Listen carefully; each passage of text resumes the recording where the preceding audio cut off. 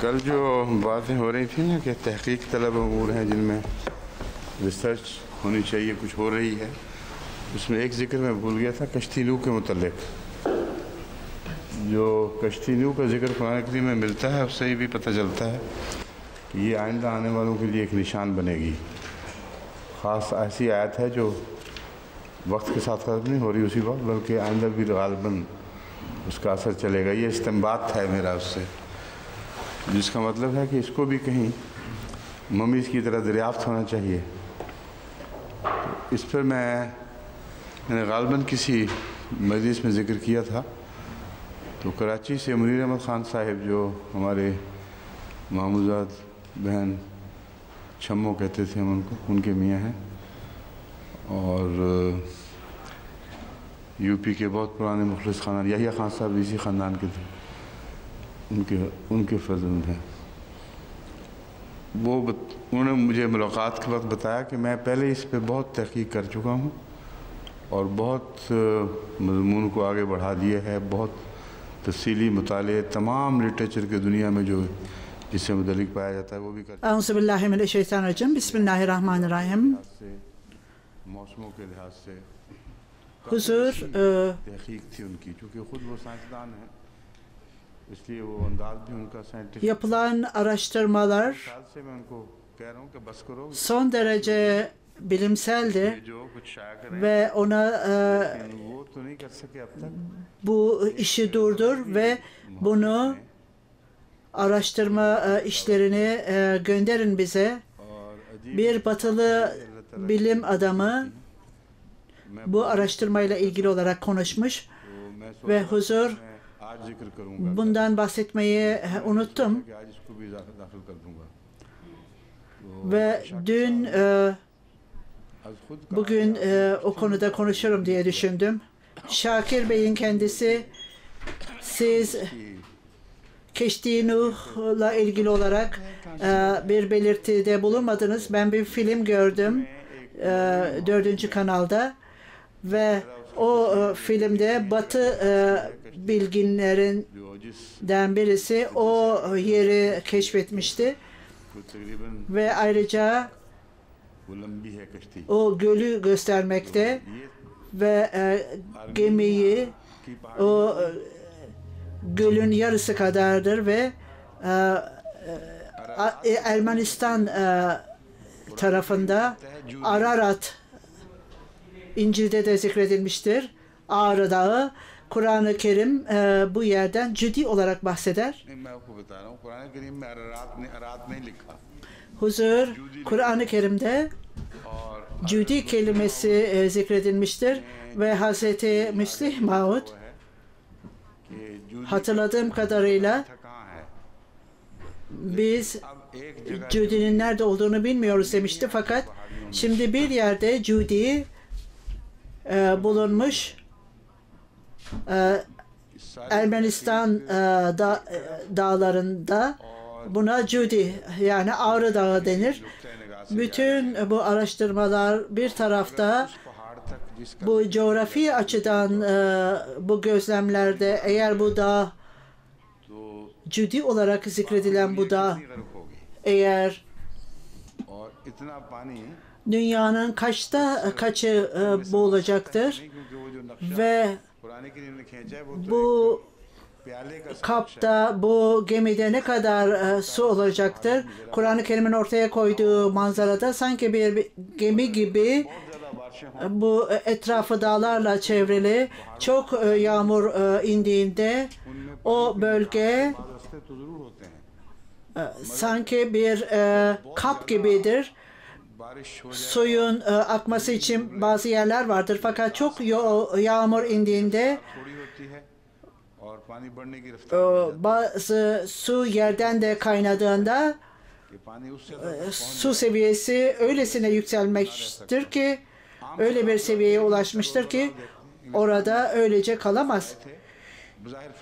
Selde gördüğünüz İngiltere'de de olduğu gibi bu düz olmasına rağmen çok yağmur indiğinde, ırmaklar da yükselince genel olarak bu su orada durmaz ve su yükselir 10-15 fite kadar yükselir.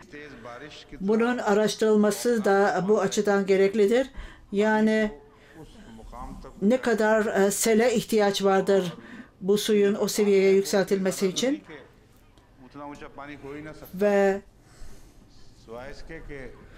orada öyle sistem olmayınca, o kadar yüce seviyeye yükselecek kadar su olmadığınca binlerce mili kendi içerisine almadıkça bu su, işte bu noktaların not edilmesi gerekir ve bunun şahitlerine de bakmak lazım. Osman Çini Bey'e Çin tarihinde bunu araştırmasını istedim. Beraberce birçok kereler beraber olduk ve bunu çalıştı. O bir peygamberi değil ama bazı eski evliyaların o zamanda Çin tarihinde sel olduğunu ve aynen bu selin Nuh zamanında olduğu gibi olduğunu söylemişti. Acaba o Nuh'un çocukları mıydı? Oraya giden bu Nuh'un çocukları mıydı? Tarihi de kendileriyle beraber almıştı ve o zaman aynı zamanda, yani Nuh Aleyhisselam'ın zamanındaki dönemdeydi. Burada çok büyük bir benzerlik vardır diyor. Ben Münirhan Bey'in dikkatini ve diğer bilginlerin de dikkatini çektim ve onlar da kendi araştırmalarını genişlesinler, sadece kendilerini kültürel ve yerel tarihle sınırlandırılmalarını istemem. Nuh'un gemisi ve sellerden bahsettiğimde kazılarda da bulunduğu gibi bunlar Dicle ve Fırat nehirleri arasında bulunmuştur. Orada bulunan taşlarda, yazılarda Hazreti Nuh'un ismi değil, başkasının ismi bulunmuştur. Aynı olaydan bahsedilmiştir. Hazreti Nuh Aleyhisselam'ın olayından aynen bahsedilmiştir. Huzur, bu isimleri hatırlamıyorum ama araştırma grubum bu konu üzerinde çalışmaktadır. Kazılar esnasında belki de bu Dicle Nehri kenarındadır. Bu Dicle'ye, Fırat'tan ziyade Dicle'ye yakın bir alanda bir bölge vardır ki orada bu topraktan yapılmış yazıtlar üzerlerinde açıkça tarihi olaylardan bahsedilmiştir. Oraya yazılmıştır ve bunun özeti de bunları yazan kişi gerçeği aramak uğruna ben bu meşhur dindar kişiye gittim ve o hikmet minaresi olarak bilinmekteydi. Ona gittim. Onun söylediği olaya göre bu olay gerçekleşmiş ve orada aynen Hz. Nuh Aleyhisselam'ın olayından bahsedilmiştir.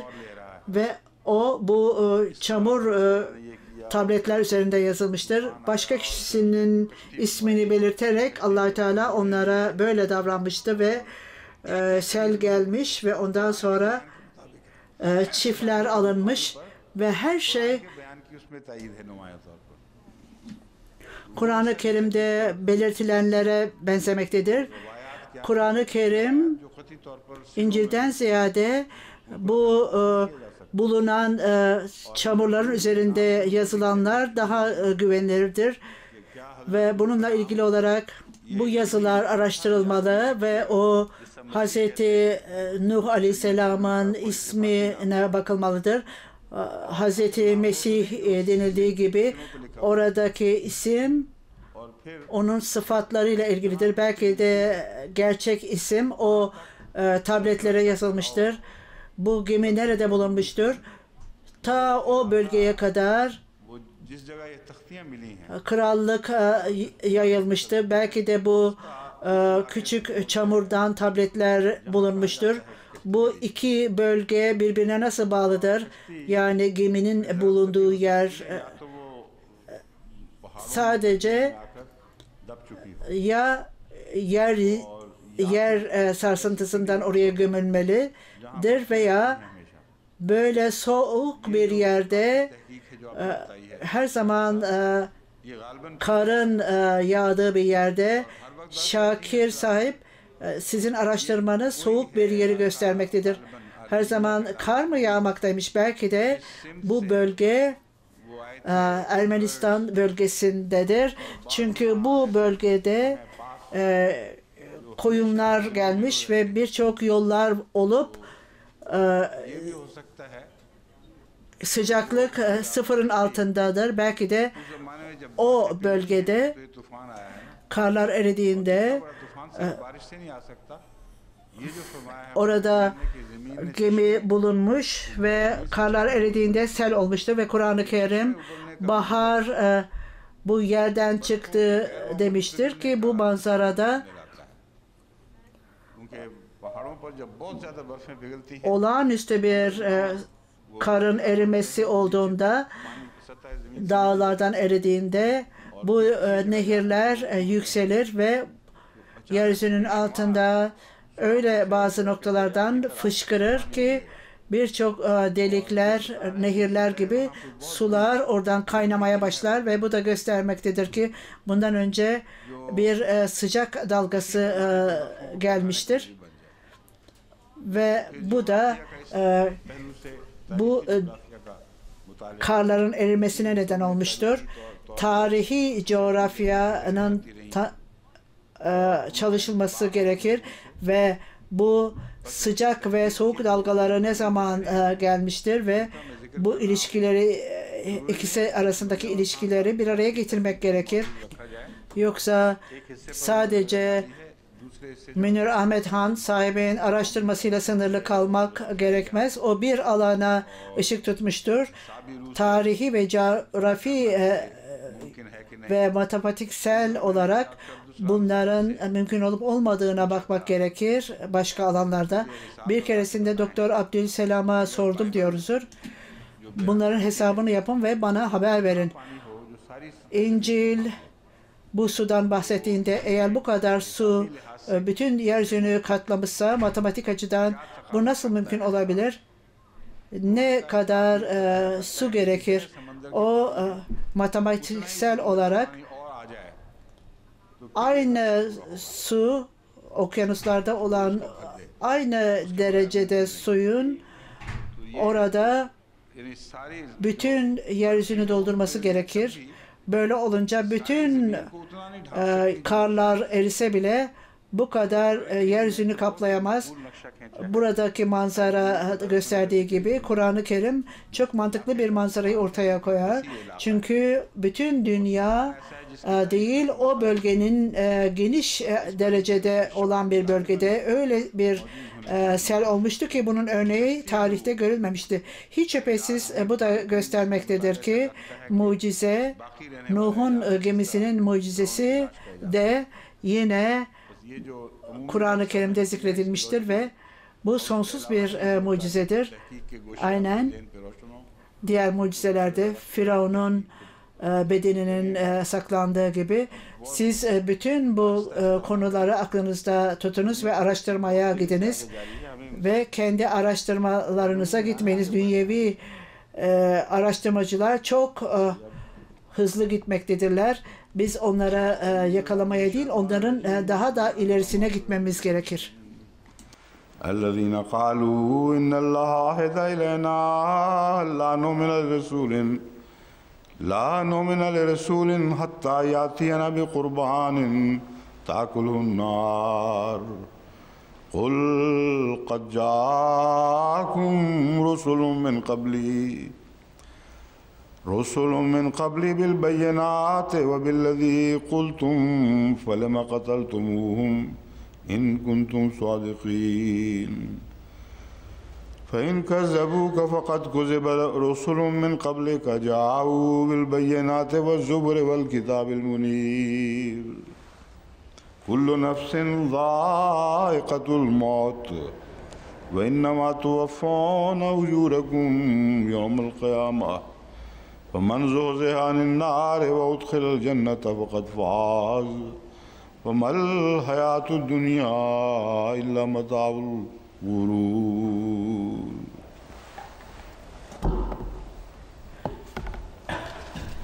पहली आयत पर Huzur जो बात चल रही है 184'ten 186'ya kadar Ali İmran suresini okudu. Huzur ilk bu ayeti kelimelerde yaptığımız tartışma da Kur'an-ı Kerim'in mucizelerinden bahsediyorduk. Birçokları vardır. Ben birkaç tanesini ele alacağım dedim ve örnek olarak onlardan konuşacağım dedim. Fakat nüfus-u züvücat haberi, önceden verilen haber, her gün gerçekleştiğini görmekteyiz. Ruhlar ve hayatlar bir araya getirmiştir. Biz burada oturmaktayız. Japonya'daki insanlara ne kadar yakınız? Bu ayeti kerimenin örneğidir. Ahmediye cemaati bu manzarayı ortaya koymaktadır. Başka dünyada hiçbir cemaat bu manzarayı ortaya koyamaz. Diğer Müslüman olmayanlar ve dini olmayan gruplar dünyaya hizmet etmektedirler. Onlar da bizler keşke böyle ilişkinin olmasını isterdik diye Avustralya'dan tebliğ sekreterinin raporu geldi ve şöyle diyor: bir nedenle bizler bir milletvekiliyle konuştuk. Etkin kişilerle de konuştuk. Bazı kişiler farklı alanlarda hizmet etmektedir. Onları camiye davet ettik. MTA odasına girdiklerinde dünyada neler olduğunu gördüler. Bu bakan mıydı yoksa hükümetin başka yetkilileri miydi? Fakat o sosyal işlerle ilgili bir kişiydi ve şöyle dedi: ben dedi düşünüyordum, eskiden düşündüğüme göre öyle bir televizyon olmalıdır ki bu bütün dünyayı kapsamalıdır ve insanlar, iyi işler yapanlar da kendi ilişkilerini kurmalıdırlar. Biz bunun var olduğunu, sizin vasıtasıyla gerçekleştiğini bilmiyorum dedi. Bu nüfusa züfücat Ahmediye cemaati vasıtasıyla bütün dünyada gerçekleşmiştir. Büyük yüceliğiyle insanların hayatları birleştirilmiştir. An nefus demek, yani Allah Teala tarafından zikredilmeye layık olan insanlar bir araya getirileceklerdir. Huzur, bu önceden verilen haber beni Japonya'ya götürdü. Onların raporu burada. Ben dün Japonlardan bahsettiğimde, şükrettiğimde mesaj onlara gönderildi, yollandı. Çok mutlu oldular.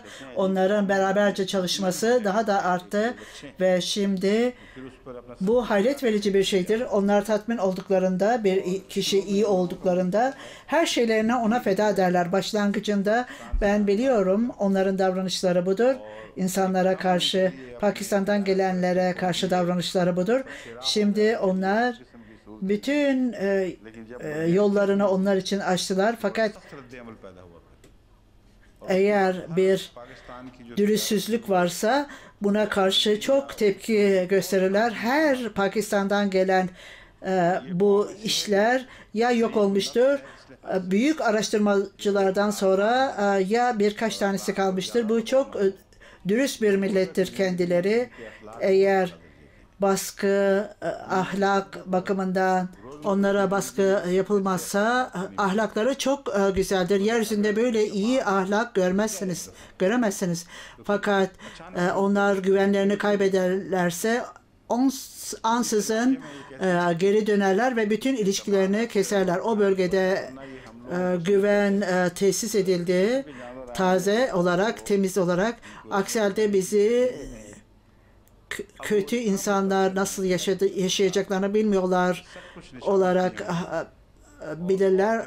Allah Teala'nın izniyle o kadar etkilendiler ki her şeylerini feda ettiler. Diğer organizasyonlar da bize yanaştılar ve her şeylerini ortaya koydular. Çok ilginç olan bir şey, bazı kamplarda elektrik yoktur ve elektrik karmaşası vardır. Bu elektriği yeniden koymak için ortaya bunu jeneratör vasıtasıyla yapıyoruz.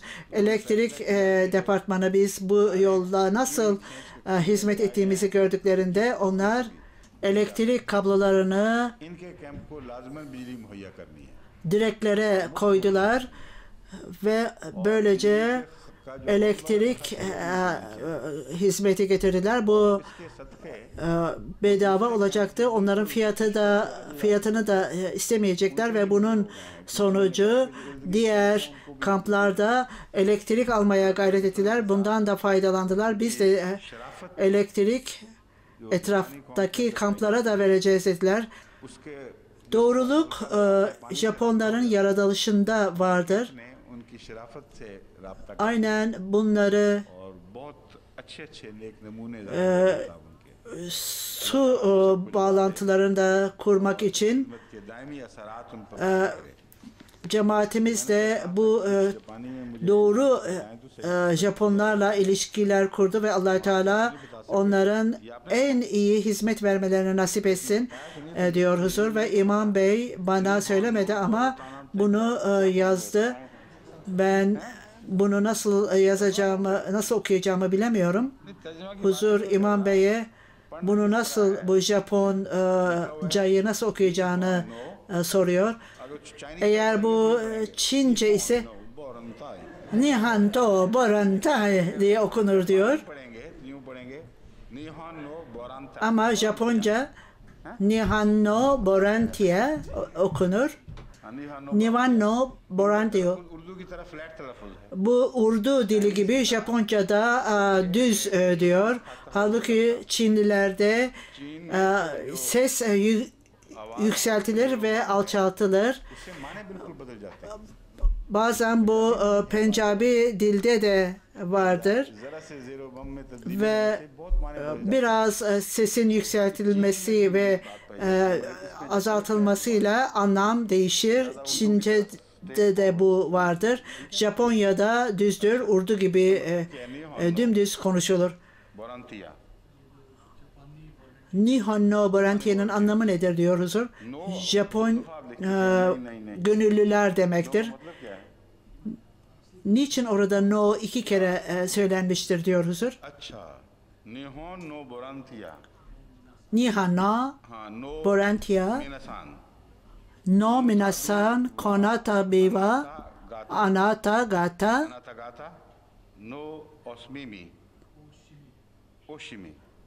Hoshimi no Hoshimi no nai no nashimin enanai.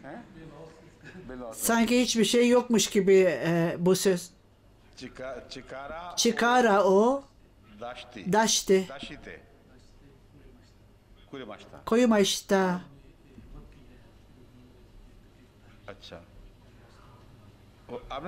Çok sıkı çalışmaktadır. Huzur bütün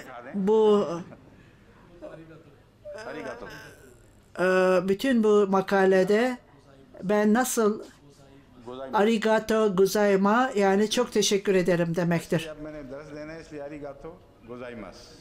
Esselamu Aleyküm diyor. Arigato gozaima.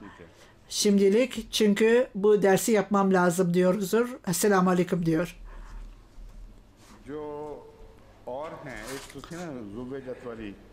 Huzur bu ayetlerde Züvvecet Hutama suresinde ben soru cevap oturumda buna ışık tuttum. Belki de hutbemde de söyledim. Hiç şüphesiz manevi anlamı yanında atom bombasından konuşur ve bu terimler eski zamanlarda birçok zorluklar vardı müfessirler için. Çünkü ta ki insanlar bir takım atom bombası şeklinde bu şeyi bilinceye kadar atom bombasına ışık tutmak müfessirler için çok zordu. Esas itibaren bu neydi onu bilmiyorlardı. Burada önemli olan nokta, ilk önce size diyor genel bir tanıtım vermek istiyorum. Öncelikle Hutama suresini genel olarak tanıtacağım diyor. Bu ayetlerde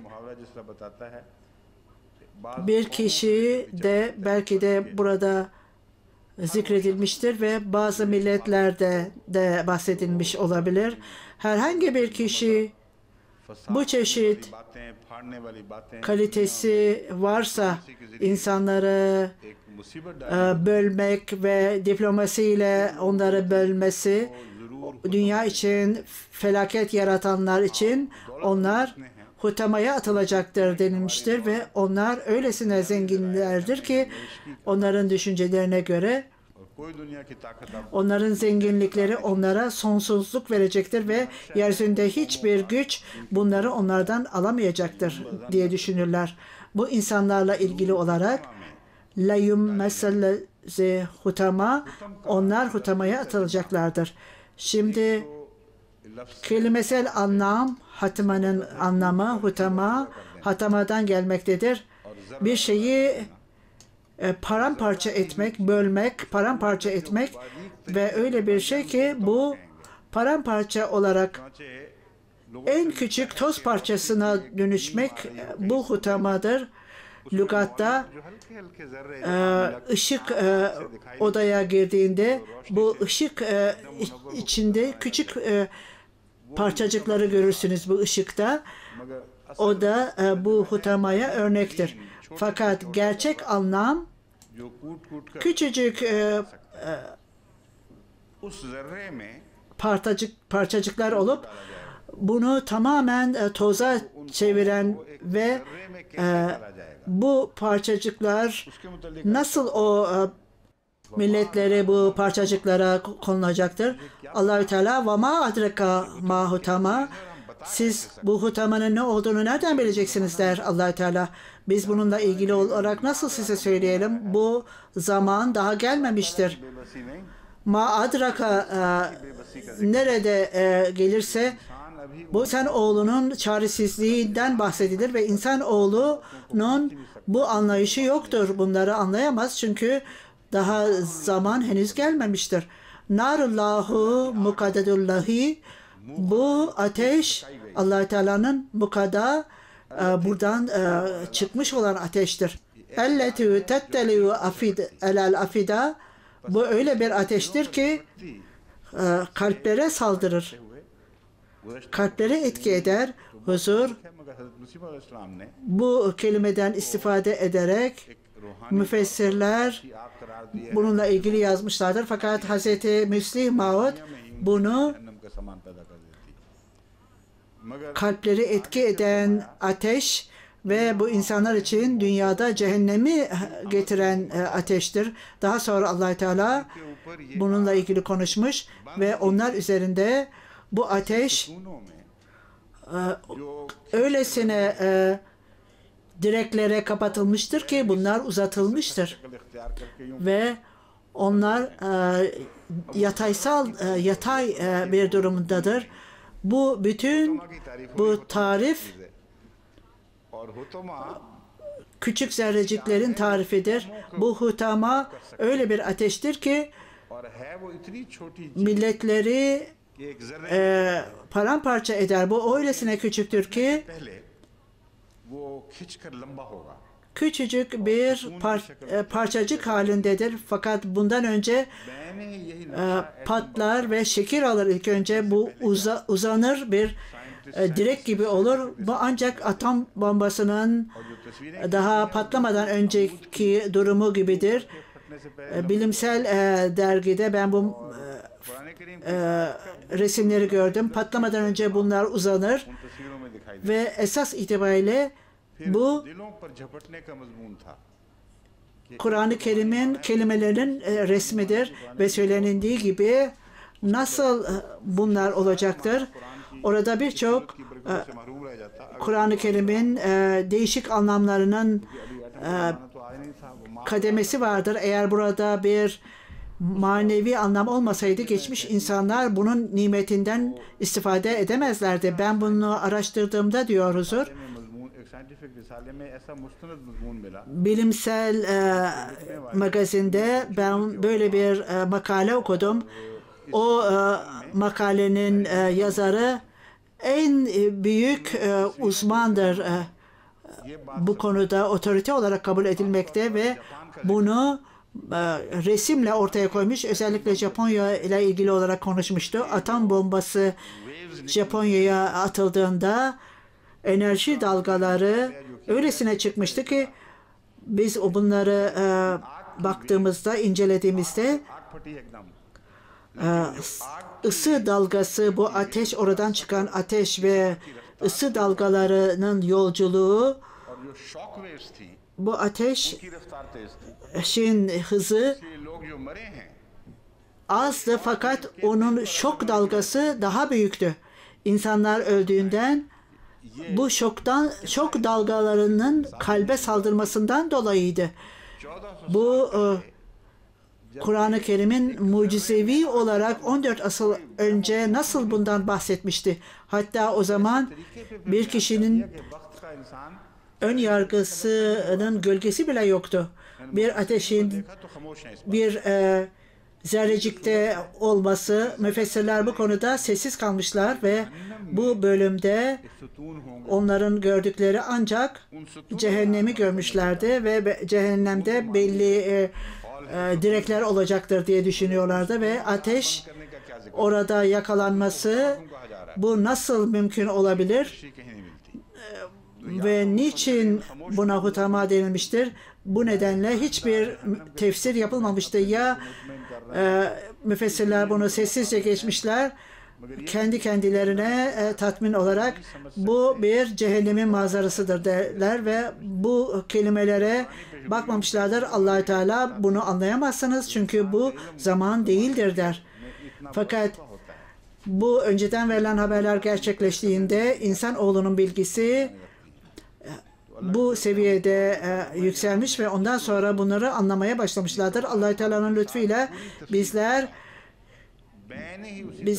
bu önceden verilen haberlerin gerçekleştiği bir dönemde doğduk ve aynen gerçekleşmiştir. Bu dünyanın kelimesel olarak bunu biz sadece bu anlamları, eğer sadece bunları okursanız, kelimeleri okursanız bunun atom bombasının manzarasını ortaya koyamazsınız.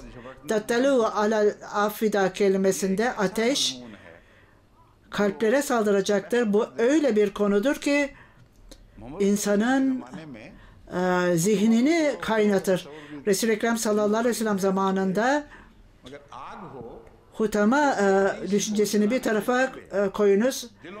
Ateşin daha önce bedene saldırması, kalbe saldırması ve onu yakmasını kim düşünebilirdi? Ta ki ben size bunu söyleyinceye kadar hatta eğitim görmüş kişiler bile bunu bilmiyorlardı ve huzur, ta ki ben bu ayeti kerimeye ilgi gösterdiğimde, ilgi duyduğumda araştırmaya başladım ve atom bombasının nasıl bu tahribatı yarattığını ve nasıl insanları öldürür diye araştırdım. Bunu gördüğümde hayret ettim. Bu Allah-u Teala'nın yüceliğidir ve bu Allah-u Teala'nın yüce kelamıdır ve Resul-i Ekrem sallallahu aleyhi ve sellem'in kalbi bu nuru görmüştü. Başka bir dağ, yeryüzünde başka bir dağ, bu nurun indiği başka bir dağ yoktur. Bu Resul-i Ekrem sallallahu aleyhi ve sellem'in kalbiydi ve bütün bu sorumlulukları kabul ederek ileriye çıkmış ve sorumluluğu kabul etmişti. Kur'an-ı Kerim'in vahyi ile Resul-i Ekrem sallallahu aleyhi ve sellem'in kalbine inen bu vahiy öylesine bu iki şeyi birbirinden ayıramazsınız. Resul-i Ekrem sallallahu aleyhi ve sellem'e salavat geçiriniz ve bu ön yargıdan kelimeleri çıkartarak onu mucizevi dünyaya getirmiştir ki bütün dünya bu mucizelerin nuruyla dolmuştur ve bu mucizelerin nuru dünyanın gözlerini kör etmektedir. Bunun örneğini dünyada göremezsiniz. Allahümme salli ala Muhammed ve ala Muhammed kema salleyte ala İbrahim ve ala ali İbrahim inneke hamidun mecid. Başka bir örnek vardır. Zübücet'in örneği. Ben Avustralya'dan bahsediyordum. Hatırlamıyorum dedim. Bu bakan mıydı? Kimdi? Evet, bu bakandı ve Göçmenler Bakanlığı'ydı. O ve ekibi gelmişler. 4. aydaydı. Hayret ettik dediler. Bu gerçekten bu MTA'yı çalıştırmak çok hayret vericidir. Jaswal Bey burada değil. Aksi halde onu tebrik edecektim. Belki de başka bir yerden bizi seyrediyordur. Bütün bu uzaklıklar giderilmiştir. Avustralya'da da, Japonya'da da bu Allah-u Teala'nın büyük yüceliğidir bu. Başka önemli olan bir şey yine Emir Bey gönderdi diyor. Bu ilk mesajda değildi ve şöyle diyor. Bizler gecenin 12'sinde Cuma hutbesini dinlediklerinde bir araya gelerek biz bu ölçüleri alsak dahi huzur Jaswal sahibi tebrik ediyor. Jaswal sahip de huzuru tebrik ediyor. Hatta biz bu insanları 12'de de toplasak bile hutbeyi kim dinleyecek diye düşündük.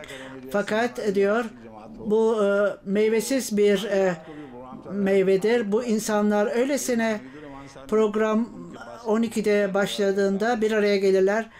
Hamirur Rahman sahip antenesi yoktu. Camiye giderdi ve biz orucumuzu tuttuğumuzda kalktığımızda 1:30'da sabah yemeğimizi almakta, yemekte ve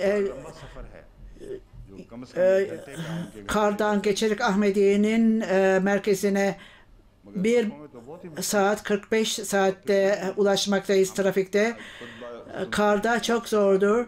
Biz oraya geldiğimizde seher vakti olduğunda yemeğimizi yeriz ve ondan sonra orucu tutarız. Ahmediye dünyasında bir yerde insanlar oruçlarını bozmaktadırlar. Bazıları ise seher vaktinde dersi dinlemektedirler. Her dakika 24 saat Ahmediye dünyası bundan istifade etmektedir. Bazı yerlerde sabahtır, bazı yerlerde akşamdır, bazı yerlerde gecenin yarısıdır. Bu Zübücet'in örneği hayret verici bir örnektir ve bunun yanında Ahmedilerin yanında hiç kimseye bu kabiliyet verilmemiştir. Eğer var ise bize bunu göstersinler.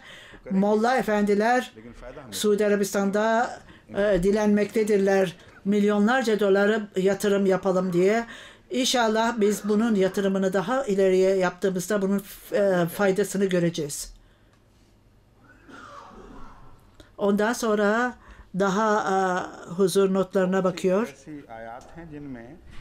Birçok ayetler vardır diyor huzur ve önceden verilen haberlerin daha yerine gelmesi gereken önceden verilen haberler vardır.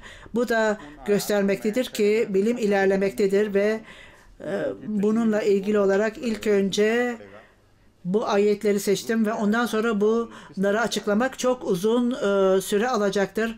Hangi yönde bilim ilerlemektedir ve bunlar nasıl gerçekleşecektir?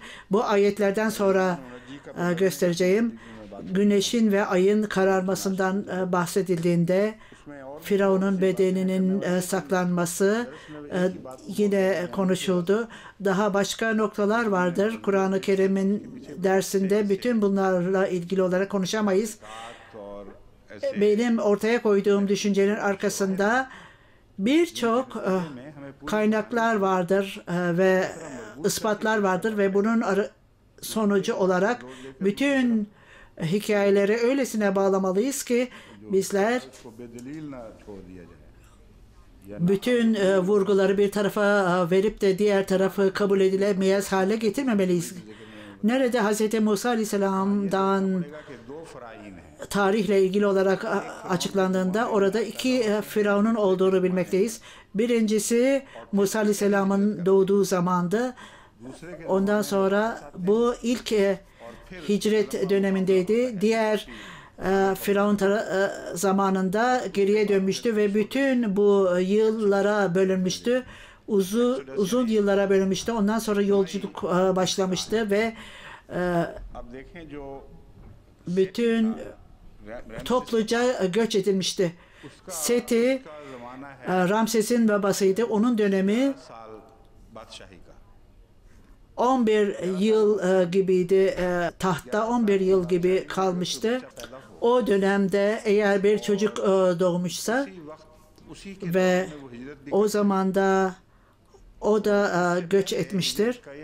Bu dönemde, bu zamanda güçlü bir genç haline geldiğinde bir kişiye yumruk atarak o kişinin ölmüş olması kabul edilemez. Bu dönemde yine araştırılmalıdır. Seti döneminde ben özür dilerim, Seyti derler buna. Seti'dir. O Seti'nin zamanında, onun zamanıydı Musa Aleyhisselam doğduğunda. Ondan sonra eğer biz bunu Seti'nin zamanı olduğunu kabul edersek, insanlar bunu araştırmalıdır. Bu 11 yıl mıdır yoksa daha fazla mıdır? Eğer Seti zamanında doğmuşsa Musa Aleyhisselam, o zaman İkinci Ramses'in yönetim dönemindedir. Kimin zamanında, kimin yönetimi çok uzundu? Eğer bu Dar Bey'in söylediği kabul edilirse, bu fikir, yani eğer o bu kuralın zamanında doğmuşsa, ondan sonraki kral zamanında yolculuk başlamıştı. Bu 60 veya 70 yıllık bir yönetim olmalıdır. Bazı bilginler 95 yaşındaydı öldüğünde demektedirler ve o çok gençti kral olduğunda, genç bir oğlandı. Ordunun lideri yapıldığında bazı kardeşiyle ilgili olarak bir sır ortaya çıkar. Bunun da araştırılması gerekir. Eğer o zaman doğmuşsa Musa Aleyhisselam o bölgeyi terk etmiştir. Onun ölümünden önce belki 50-60 yıl onun idaresi döneminde Musa Aleyhisselam ölmüştür. Medyen'den geri geldiğinde haberi almıştı ve kral öldü, geri gitmesi gerektiğini söylemişlerdir. Bundan yine bahsettim. Eski zamanlarda örf vardı. Bu araştırmaların yapılması gerekir bu konuda. Bir kralın hükümdarlığının sona ermesiyle kanunlar değişmektedir. Eğer bir kralın idaresi esnasında zalimlik yapılmışsa, o kişi ölmüş veya tahttan alınmışsa, bu suç yapılmayacağı konusunda duyuru yapılır. Bu Firavun önünde Musa Aleyhisselam pişmanlık duymuş ve Musa'yı bu kral yakalamış. Suç işledikten sonra kaçtın. Bunu niçin yakalamamıştı? Burada böyle bir alışkanlık vardı ve kralın değişmesiyle yeni kanunlar ortaya çıkmıştı ve eski suçlular kendi topraklarına dönmüşlerdi. Eğer durum böyleyse hayret verici bir şey vardır. Niçin o bu suç için cezalandırılmamıştı? Ve ondan sonra eğer Musa Aleyhisselam ikinci Firavun zamanında gelmişse, o zaman yolculuk neydi? Hangi Firavundu bu binaları inşa eden? Birinci Firavun bütün bu binaları yapardı. Kur'an-ı Kerim bunu söylemektedir. Binaları inşa eden Firavun. Bu araştırmalarda birçok zorluklar ortaya çıkmaktadır. Birçok ispatları ortaya koymanız gerekir. Çünkü bu tarih çok eski tarihtir. Bunlar yazılarda bulunmasına rağmen Bu topraklarla ilgili olarak da zorluklar vardır. Biz son karara varamayız. Çabucak varamayız. Fakat ben cemaate haber veriyorum. Manzara buradadır. Daha çok gelecekte materyaller toplarsanız, din bilginleri bunları bize gönderirlerse biz bunlardan dolayı son derece memnun olacağız. Bu olay, yani Firavun'un olayında ilgili olarak tefsir yapmamıza gerek yoktur.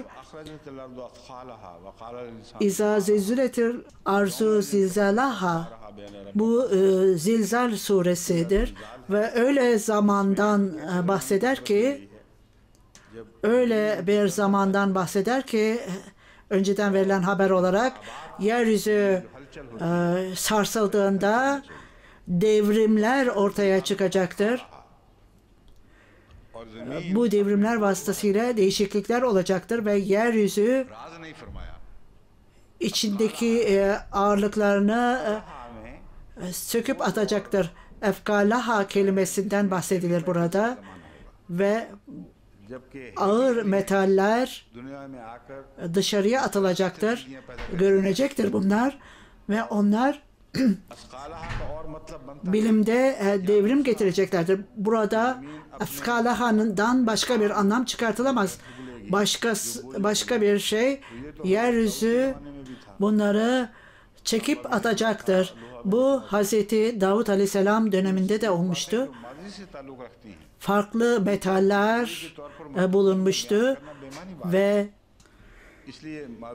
yoksa çok geçmişte olan şeylerden bahsetmek anlamsızdır. Bu da göstermektedir ki daha sonra ortaya çıkacak olan şeyler, atılacak olan şeyler, yeryüzünden atılacak olan şeyler öyledir ki ağır şeylerden burada da bahsedilmiştir ve daha sonra insanlar atılacak, öyle ağır olacaklardır ki geçmiş olanlar onun yanında çok hafif kalacaktır. Atom sayıları çok yüksek olacaktır. Daha sonra ortaya çıkacak olanlar. Zilzal suresinde Allah Teala "Vakalal insana ma'laha", insanoğlu ne oldu? Buna ne oldu? Bu dünya, bu ne biçim bir dünya? Nasıl hayret verici şeylerdir. Dünyanın bu attığı şeyler çok tuhaftır diyecek. Bilim adamları belki de bunların kendi kendine olduğunu düşünmeyeceklerdir ve Allah Teala'nın kaderi inmektedir ve bu kaderin altında bütün bunlar ola gelmektedir ve bunların olacağı kadere bağlanmıştır o zaman da. İşte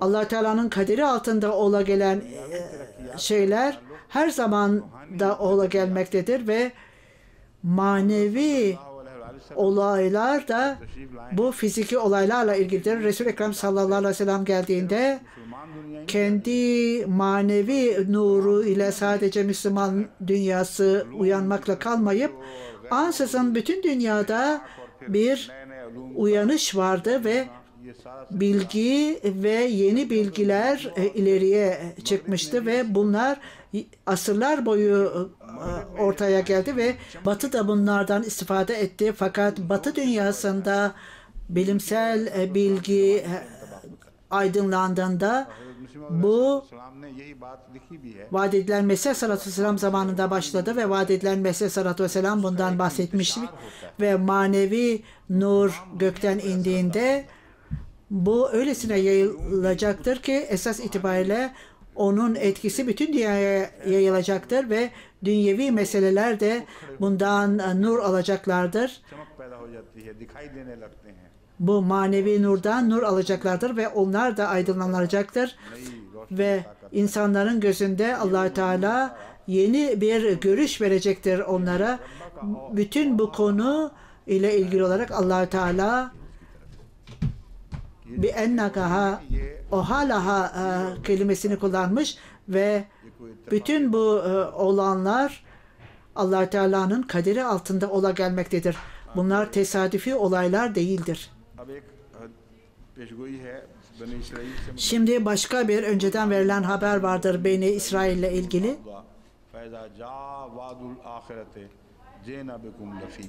söz verilen kıyamet günü geldiğinde ve bütün insanları toplayacağımız gün,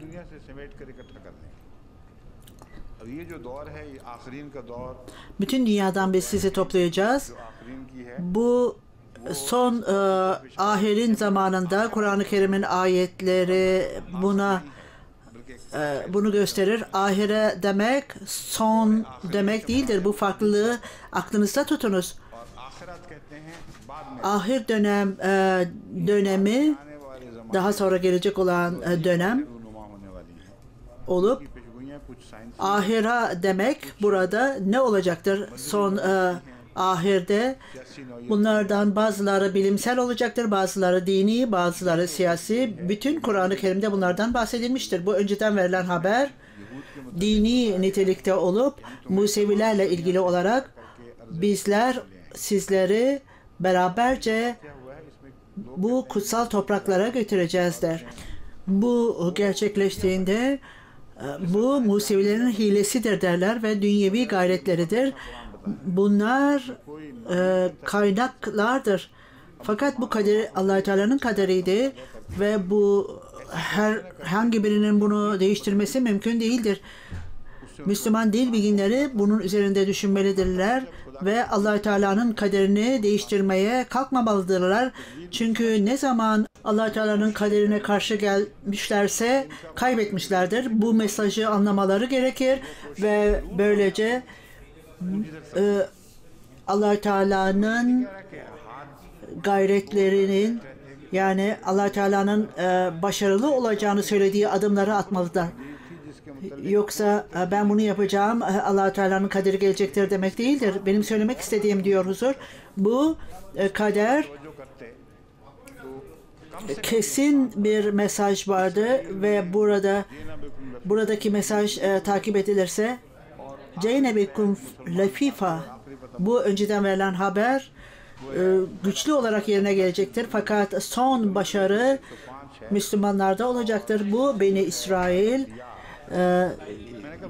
105. ayet-i kerime, diğeri ise Enbiya Beni İsrail suresi, yani İsra suresinde. Araplarda buna İsra derler bu sureye.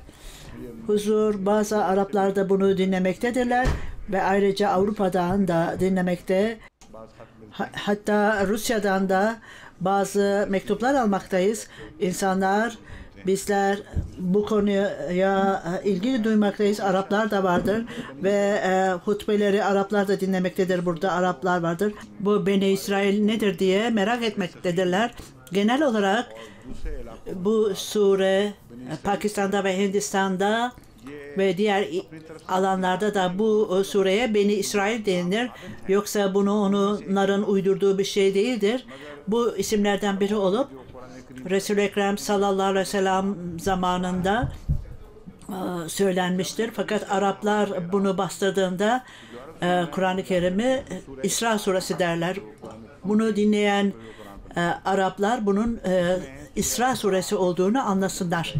İşte bu 105. ayet-i kerimedir ve huzur, biz Bismillahirrahmanirrahim'i 1. ayet-i kerime olarak sayarız. Bazı insanlar bunu saymazlar. Bazılarına göre bu 104. ayeti olabilir. Diğer ayet-i kerime El-Anbiya'dır. 106 ve 107. ayet-i kerimeler.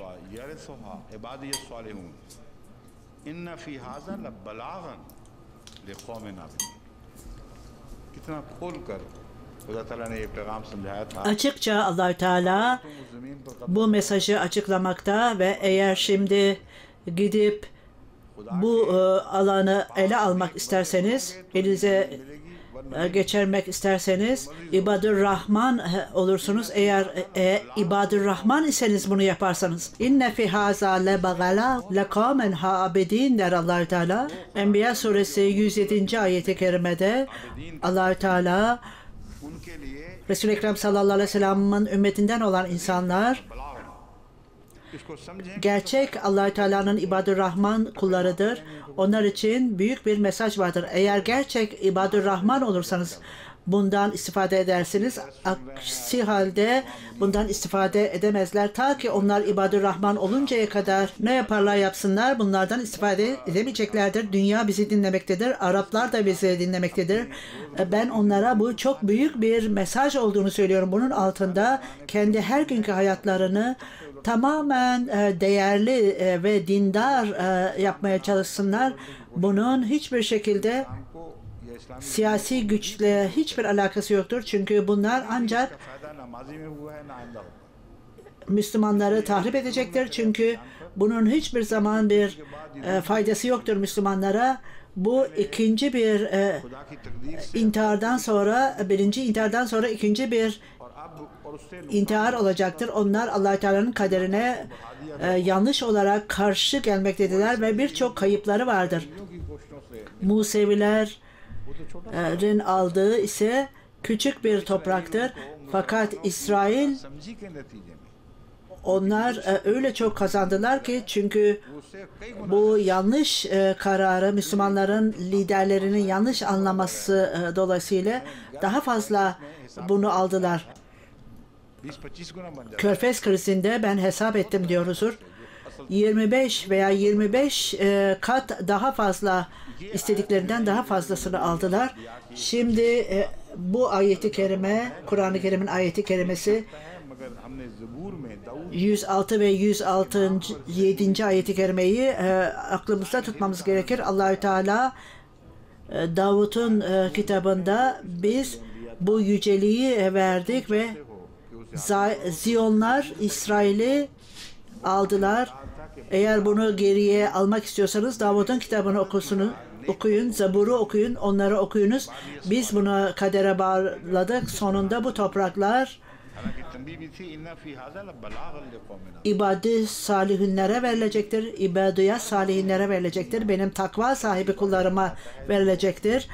Bu topraklara varis olacaklardır. Allahü Teala söz vermiştir ve bu sözlerin hiçbir şekilde sihirle, büyüyle ilgisi yoktur. Bu öyle bir büyüdür ki ileriye çıkar, toprakları kaplar. Aynen gün ışığı gibidir. Bu önceden verilen haberler gerçekleştiğinde güneş ışığı gibi her tarafa aydınlatırlar. Ayrıca Yecüc ve Mecüc ile ilgili olarak önceden verilen haberler de burada vardır. Bu konuyu çok uzatmaktadır fakat bunların birçoğu bu dönem gelip geçmiştir ve biz bunları gördük. Burada bir açıklama yapmak istiyorum. Müfessirler bunu zor bulmuşlardır. Ve haraman ahlaknaha ennehum la yerceun, yani bu haramdır size. Herhangi bir yerleşimin insanlarına ölüm verildiğinde onların bir daha geri gelmeleri haramdır. Din bilginleri bunları okuduklarında Yecüc ve Mecüc ile ilgili olarak ta ki Yecüc ve Yecüc özgür oluncaya kadar ve yeryüzüne gelinceye kadar bazı müfessirlerin düşüncesine göre o zaman da ölüler hayata döndürülecektir. Yecüc ve Yecüc zamanında derler. Bu Allah Teala'nın kaderi değişecek ve ölüler hayata gelecektir. Bu doğru değildir. Hatta'nın anlamı hatta ne zaman dünyevi ilerlemeler öylesine arttığında Yecüc Mecüc kendi bilimsel bakımından en yüce seviyeye ulaştıkları zamanda dahi bu kanun değişmeyecektir. Ölüler geri gelmeyecektir. Bu tercüme öyle başka Kur'an-ı Kerim'in ayetlerine tezat teşkil etmez ve Allah Teala'nın sünnetinin değiştirilmesini istemez. Allah Teala'nın sünneti değişmez. Ne kadar bilim adamları ne kadar ilerleme yaparlarsa yapsınlar, bilimsel ilerleme olursa olsun bu kanun değişmeyecektir. Ta ki hatta Yecüc Mecüc zamanında bile bu gerçekleşmeyecektir. Yes'elunaka anil cibal fekul yensefuha Rabbi nasfa.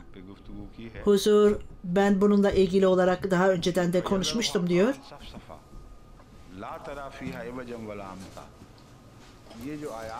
Bu ayetler, Kur'an-ı Kerim'in bu ayetleri de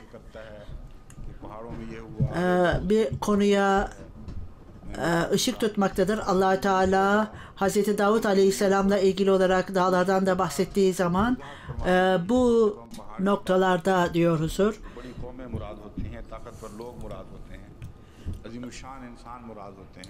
Dağlardan bahsedildiğinde geniş, büyük insanlardan bahsedilmiştir. Onların birçok etkin olan insanlardır. Kuşlardan bahsedilmiştir. Manevi insanlardan bahsedilmiştir. Ayrıca karıncalardan bahsedilmiştir. Neml insanlarından bahsedilmiştir ve o yaratıklar yeryüzünde sürünerek giden hayvanlardan da bahsedilmiştir. Onların açıklanması yapılmıştır. Burada dağlardan ne demek istenmiştir? Buna ışık tutulmuştur. Dünyayı seven insanların şanı, şöhretleri Yecüc Mecüc döneminde yes'elûneke anil cibâl, onlar size dağlar hakkında sorarlar. Kul yenfiku,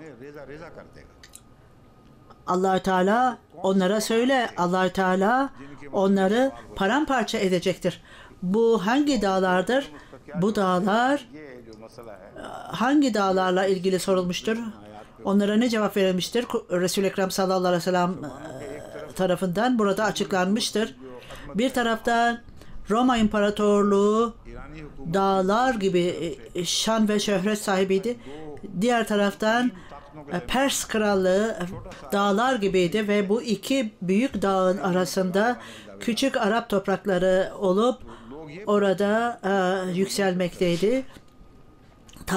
Bu talimatlar oradan gelmekte ve daha sonra bu dağlara hakim olmuştu. İnsanlar bu İslam nasıl bu büyük dağlara geleceklerdir, bu büyük güçlere geleceklerdir diye soruyorlar. Ve bu büyük güçler gelecekte sizin düşündüğünüz bu büyük dağlar onların üzerinden gelinecektir. Onlara baktığınız gibi gelecekte öyle bu büyük dağlar hiçbir insan oğlunun onlarla savaşmaya gücü olmayacaktır ve onlara İslam hakim olacaktır. Nasıl olacaktır? Allah Teala onları paramparça, onların güçlerini paramparça edecek ve yezeruha kan safsafa, siz onları paramparça, kesinlikle paramparça olmuş göreceksiniz. Dümdüz olmuş olduklarını göreceksiniz. Onlarda bir çıkıntı olmayacaktır. Bu insanlar, bu dağları yapanlar, yani burada konu onlara dönmüştür. İlk önce dağlardan bahsedilmiştir diyor huzur. Ondan sonra Allah Teala insanlardan konuşmaya başlamıştır. İnsanlarla ilgili konuşmaya başlamıştır ve ondan sonra Allah Teala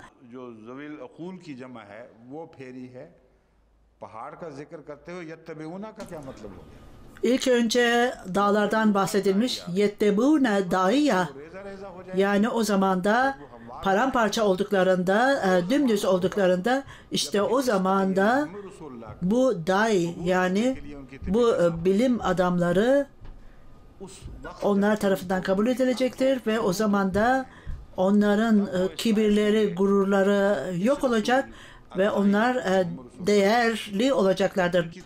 Onlar dahi bu peygambere dönecek ve onu takip edecekler ve bu mantığa bakınız, burada nasıl bahsedilmiştir? La ivece lehu.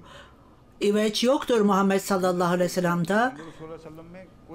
Orada hiçbir çarpıklık yoktur. O dümdüzdür.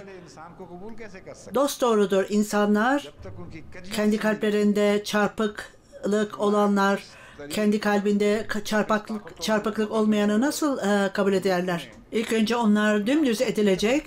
Onlar gurura, kibire kapılmışlardır.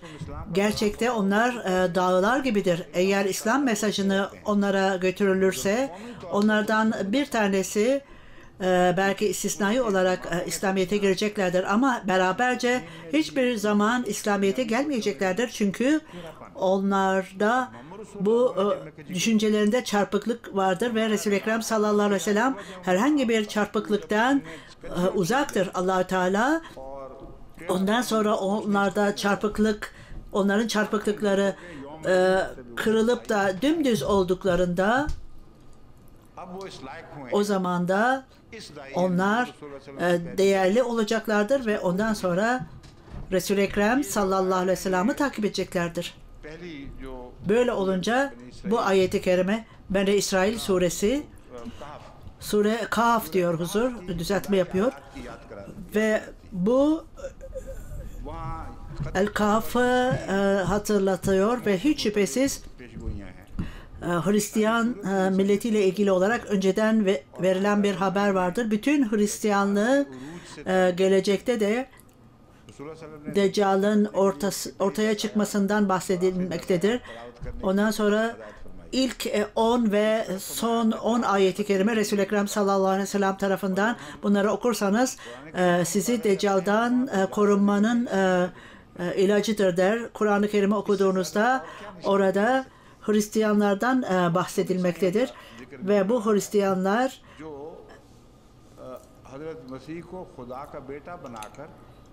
İsa Aleyhisselam'ı Allah-u Teala'nın oğlu olarak almışlardır ve onlar bu büyük suça dahil olmuşlardır Allah-u Teala'ya karşı.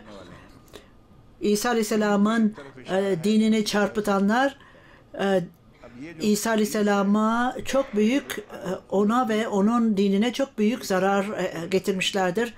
Bu ikisi nasıl birbiriyle bağlaşır? Elhamdülillahillezi enzele ala kitabe ve lem yecellehu iveca.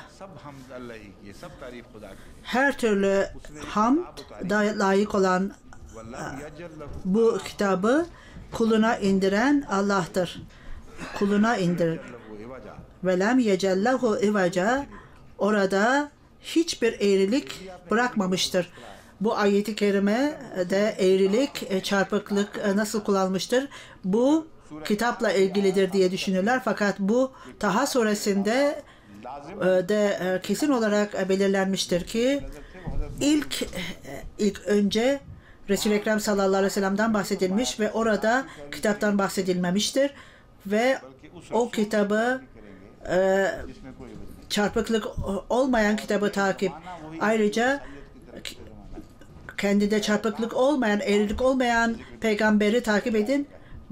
O çağ Hristiyan milletinin yükseldiği dönemdir. O dağları Kur'an-ı Kerim'de gördüğünüz gibi nerede dağ kullanılmışsa farklı yerlerde Kur'an-ı Kerim devamlı bu dağ kelimesine ışık tutmaktadır. Bu da Kur'an-ı Kerim'in yolu olup bu kanun her yere uygulanır. Bunu her yerde görürsünüz. Yani problemlerin anahtarı size verilmiştir. Ondan sonra bu bilmece sizin tarafınızdan çözülsün.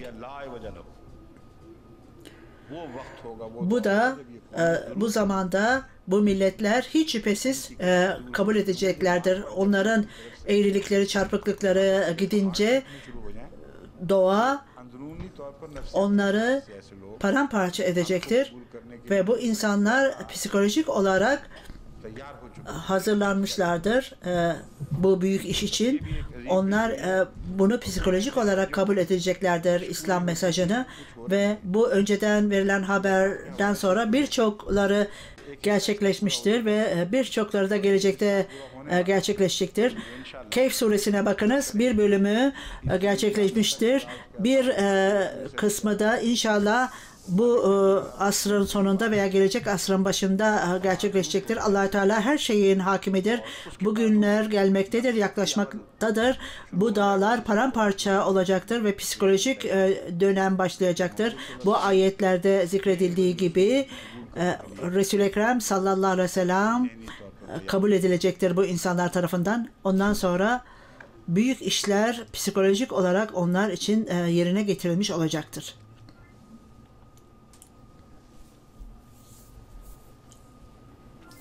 Huzur notlarına bakıyor.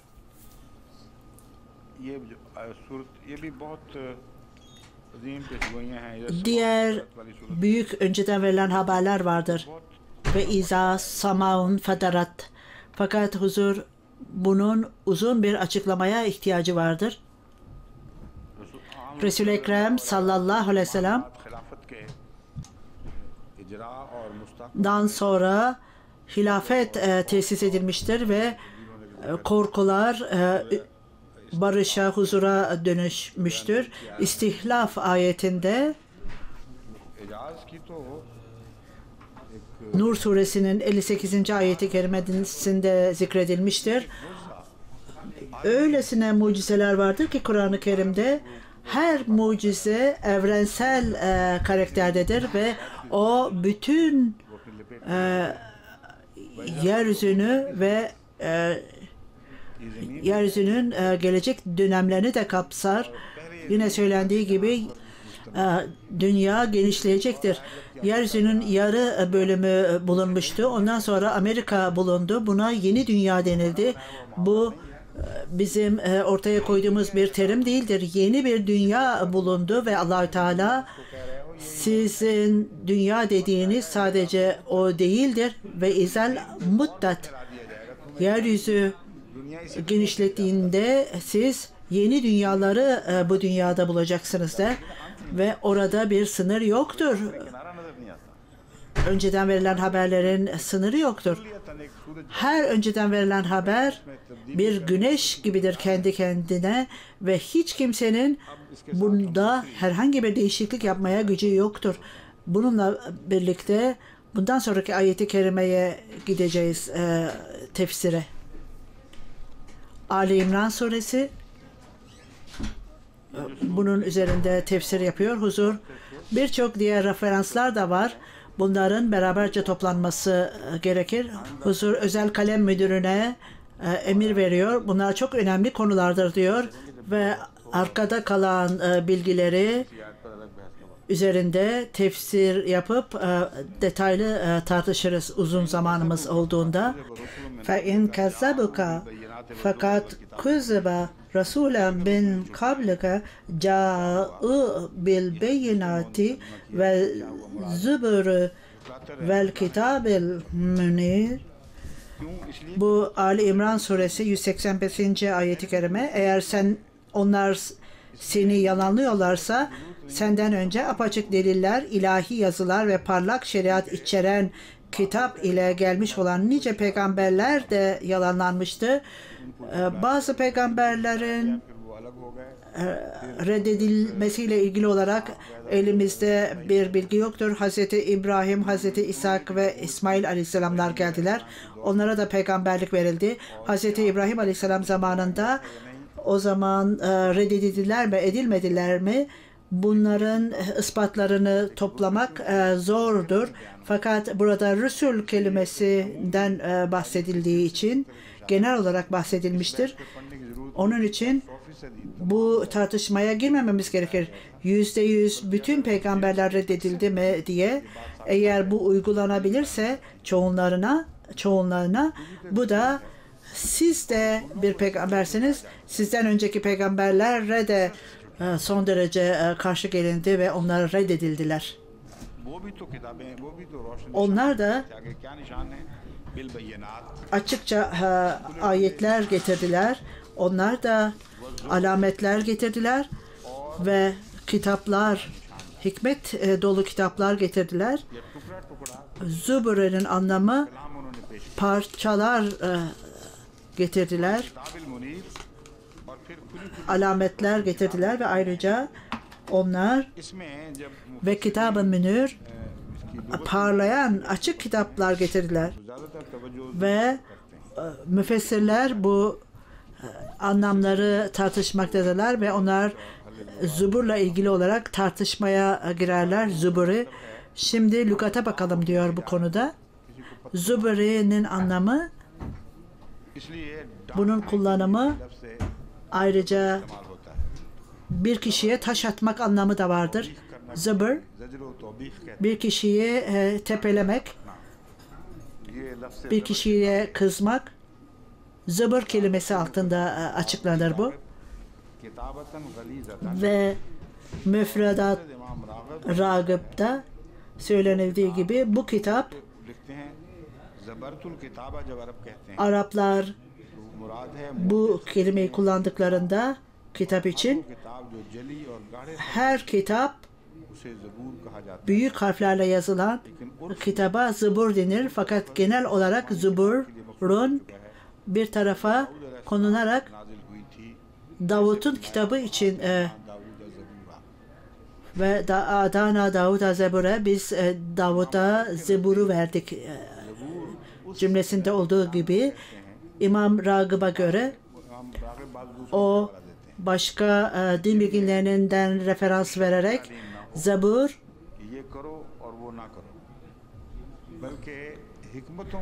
vahiyinin belirtildiği şeyler değildir.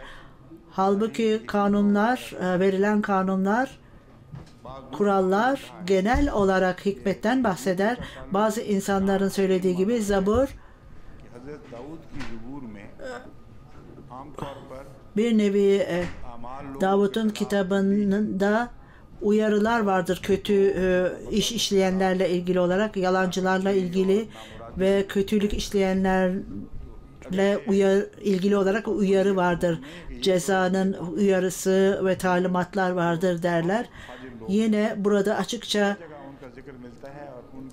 kanunlar, kurallar belirtilmemiştir fakat birçok uyarılar vardır. Sanki kötülük yapanlara burada bir azarlama getirilmiştir ve onlar lanetlenmiştir. Bu anlamda işte Zebur'u kapsamaktadır. Başka bir anlamı, Zebur'un anlamı paramparça, parça parça denildiği gibi Kur'an-ı Kerim'de de Zebur'la ilgili velakat kasabna fi zeburi başka hayret edici bir şey daha vardır diyor huzur. Zebur Hazreti Davud Aleyhisselam'ın Zebur'u onun özel bir kalitesinden bahsedilmiştir ve her bölümü bu Zebur'un her bölümü Allah Teala'nın hatırlanmasıyla başlar ve ondan sonra farklı Allah Teala'nın ismiyle başlar ve ondan sonra farklı kötülük yapanlarla ilgili olarak onların tahribat edileceğiyle ilgili olarak önceden verilen bir haber vardır. Kur'an-ı Kerim bu Hazreti Davud'un yoludur der. Zikirden sonra bunu görürsünüz. Ennel arda el arz. Bu kutsal topraklar benim ibadur Rahman kullarım tarafından ele geçirilecektir der Allah Teala. Kahf suresinde Allah Teala'nın özel kulu veya kral o millete yardım etmişti saldıran insanlara karşı. Buna tekrar saldırmışlardır. Burada Zülkarneyn'den bahsedilmektedir. Onun statüsü nedir? Buna girmemize gerek yoktur. Birçok kişi bununla ilgili olarak konuşmuştur, onun makamıyla ilgili olarak. Burada zikredilen kişi Allahü Teala'nın adamı, Allahü Teala'ya yakın olan bir kişidir. İki yükseklik arasında o duvarı düzleştirdiğinde Atun Züberel hadis yani bana eritilmiş bir demir getirin der ve başka bir kullanımı da orada o durumda onlara verilen şeriatı bozdular ve şeriata bölündüler. Zebur'un anlamı da bir demir parçası olduğu gibi milletleri bölümlere bölmek, hiziplere bölmek demektir Zebur'un anlamı. Yine anladığım kadarıyla başka bir anlamı daha vardır. Ondan da bahsedeceğim diyor huzur. Zebur'u çalıştığımızda bu da görülmektedir ki Zebur esas itibariyle bütün vahiy değildir Allah-u Teala'dan inen. Bunlar Hazreti Davud Aleyhisselam'ın duasıdır ve bunun için Hazreti Davud'un zikrinde söylenildiği gibi ey dağlar benim kulum Davud beni övdüğünde övgü şarkıları söylediğinde siz de ona katılın. Bu da bir talimattı. Kuşlara bir talimattı. Hazreti Davud Aleyhisselam'ın ifadesi Allah-u Teala'ya övgü yolu çok duygusaldı. Onun içindir ki Allah-u Teala bunu zikir adı altında belirtmiştir. Yani Allah-u Teala'yı hatırlama. Zabur okuduğunuzda zikri bulacaksınız. Allah-u Teala'yı hatırlama. Zabur'da bir hakim olan övgü vardır. Allah-u Teala'nın övgüsü. Diğer başka bir şey bir bölümde diğer bölümlerle ilgili değildir. Sanki bir zamanın veya konusu ile ilgili olarak değildir. 150 bölüm vardır ve 5 kitaptır. Onları okuyunuz. Kur'an-ı Kerim veya diğer ilahi kitaplar gibi herhangi bir konularda devamlılık göremezsiniz. Aynen bu şiir gibidir. Farklı farklı konular beraberce toplanmıştır. Onun içindir ki bunlar David'in samlarıdır yani şarkılarıdır ve Süleyman'ın samları yani şarkılarıdır. Bu öyle güzeldir ki onlar öyle güzel Allah-u Teala'dan bahsetmişlerdir ki Gazbul Guzulat denilir buna. Bu her ayet şiir niteliğindedir. Buna gazel denilir Türkçe'de. Bu farklı bir konudur. Her şiirde, her gazelde farklıdır. Allah-u Teala'nın vahiyleri de onlarda bulunmaktadır zaman zaman. İşte Hazreti Davud Aleyhisselam tarafından söylenen zikirleri Allah-u Teala'nın vahiylerini de görürsünüz veya önceden vahiyler de vardır. Eğer bunlar Allah-u Teala'nın vahiyleri değilse bile Allah-u Teala onları ona nasıl açıklamışsa onları o şekilde belirtmiştir. Fakat burada bu ayeti kerimede Câ'û vel beyinâti ve zuhir vel kitâbil münir'den bahsedilmiştir. Sadece Davud Aleyhisselam'a mı zabur verilmiştir? Öyleyse niçin peygamberler bu ayeti kerimede zikredilmiştir çoğul olarak? Bu genel bir örf idi. Peygamberlere zabur verilmiştir. Duaların koleksiyonuna biz zabur demeyiz ama onlar burada zabur denilmesine baktığımızda onlara biz zabur deriz. Yani bunlar örnektir. Zabur'un örnekleridir. Hangi isim onlara verirseniz veriniz. İsterseniz Süleyman'ın samları, şarkıları deyin veya sam veya som ne derseniz deyiniz. Bunlar da zaburdur ve onlar terim olarak onlara zabur denilmemiştir. Yine yeni bir şeriat verilmemişti vaat edilen Mesih Sallallahu Aleyhi ve Sellem'e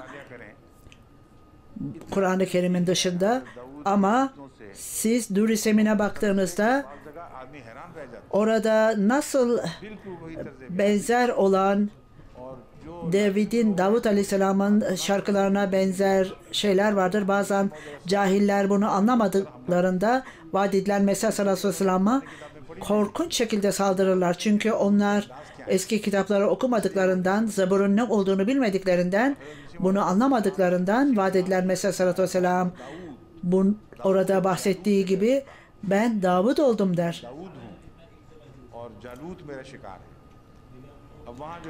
Ayrıca ben toprağım der. Ben topraktan yaratılan bir yaratığım. Ben insanlar için bir utanç kaynağıyım der. Aynen bu Davud Aleyhisselam tarafından da zikredilmişti. Ben demişti, ben tuhaf bir yaratığım. İnsanlar benim yüzümden utanç duymaktadır. Ben Rabbim sana boyun eğmekteyim. O Allah Teala'nın rahmetini harekete geçirmek istemişti. İnnehu avvab. Bu avvab kalitesi burada zikredilmiştir Hazreti Davud Aleyhisselam'la ilgili. Ve siz bunu anlamanız gerekir. O Allah Teala'ya öyle şekilde boyun eğmişti ki bunu çalıştığınızda insanın ruhu erir. Vaad edilen Mesih Sallallahu Aleyhi ve Sellem'in benzer olan ifadesi öyle yücedir ki Allah Teala'nın yüce kullarına verilen zabur verilen kulları arasına vaad edilen Mesih Sallallahu Aleyhi ve Sellem de dahildir. Bu iddiaya göre ben Davut oldum ve ben o ağacım. Davud'un kalitesiyle doğan bir meyveyim. Zabur'u okuyunuz ve Mesih Sallallahu Aleyhi ve Sellem'in Dur-ı Semin şiirlerinin toplandığı kitabı okuyunuz. Bu da bir nevi Zabur olup vaad edilen Mesih Sallallahu Aleyhi ve Sellem'e verilmiştir. Beyinat bu ayeti kerimede açık alametler olup ister kelimelerle olsun veya ister onlar mucizevi tecelliler olsun. Genel terminolojide bunlara mucizel denilir. Bütün bunlar beyinata dahil edilmişlerdir. Açık alametlerdir. Fakat gerçek uygulanışı bunun iyi ile kötüyü ayırt edebilen belirgin özelliklerdir. Ve bu belirgin özelliklerdir ki iyiyi ve kötüyü birbirinden ayırır.